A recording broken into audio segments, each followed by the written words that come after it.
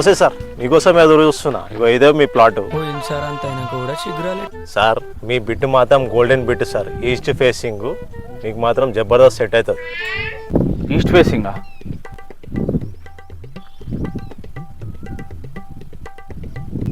Hello పంతులు గారు, ఇక్కడ ఒక ఫ్లాట్ జోన్కి వచ్చిన ఈస్ట్ ఫేసింగ్ అంట.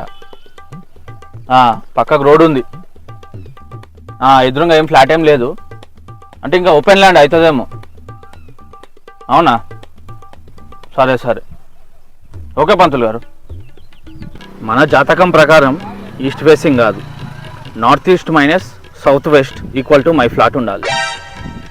అట్లాంటిది ఏమైనా ఉంటే చూపించేసి. ఓ అలా అనుకుంటున్నారా సార్? సరే సార్, ప్లాట్ మీది, మీరు ఎలాగైనా కట్టుకోండి. సరే ఎట్లనో అట్లా కట్టేస్తాంలే, కానీ ఫ్లాట్ నెంబర్ ఎంత? ప్లాట్ నెంబరా సార్? ప్లాట్ నెంబర్ వచ్చేసి 27 సార్ మీది.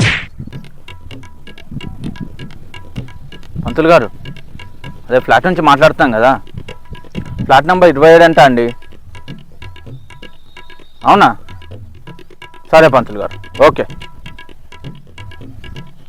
బాబు 7 ఏడ్చినట్టు ఉంటుంది, సో 27 వద్దంటున్నాడు మా పంతులు గారు. సో మీరు వేరే ఫ్లాట్ చూపించండి. 7 ఏడ్చినట్టు ఉంటుందా సార్? అవును. ఓకే సార్, పర్లేదు, మరి ఏం పర్లేదు. మీకు ఏ నంబర్ మీకు ఇష్టం అనిపిస్తే ఆ నంబర్ పెట్టు.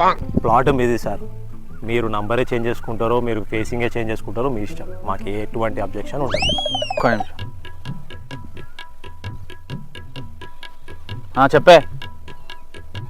అవునా? కనుక్కొని చెప్తా ఉండు.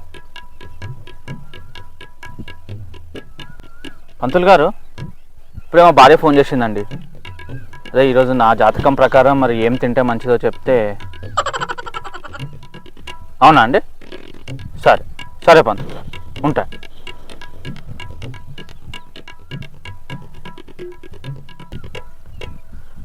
పంతులు గారు ఏమన్నారంటే, ఈరోజు నా జాతకం ప్రకారం ఎవ్వరూ తినని పప్పు తింటే మంచిది అన్నారు. సో నువ్వు ఏం చేస్తావంటే గన్నేరు పప్పు తెచ్చి వండేసాయి. నేను వచ్చేస్తున్నాను. అన్నా, నువ్వు ఇంటికి పోయి నిమ్మలంగా గన్నేరు పప్పు తినేసి వండుకో అన్న. మీ పంతులు మీ భార్య ఇద్దరు కలిసి వచ్చి చూసుకుంటారు ఎట్లా.